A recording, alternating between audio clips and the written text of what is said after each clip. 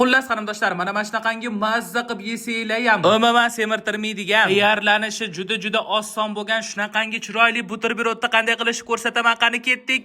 O'xsharmikan-a?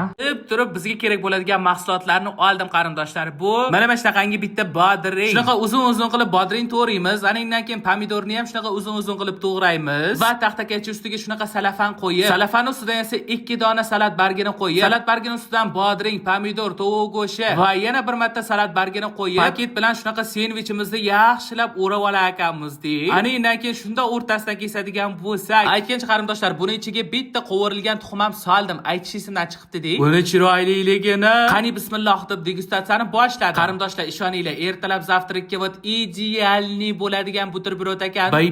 Bay mazasi shunaqa zo'r ketyapti, O, bizatilni buni uyda sinab ko'rmasanglar bo'lmaydi qarindoshlar. Qarindoshlar, qo'lida umuman ovqat qilish kelmaydigan dugonanglarga bu retseptni bemalol jo'nataversanglar bo'ladi. Shu bechara dugonanglar ham nimadir ovqat qilishni o'rganishi kerak. Hatya shu sendvich qilishni o'rgansin. Juda bo'lmasa-chi qarindoshlar, shu dugonanglarning profilini mana shu videoni kommentariyasida atmetga qilib ketishingizdan chiqmasin. Kim ovqat qilishni biladi-yu, kim bilmaydi, bo'lajak qaynanalar uchun jabr zo'r shpargalka bo'lardi, nima deysizlar, a?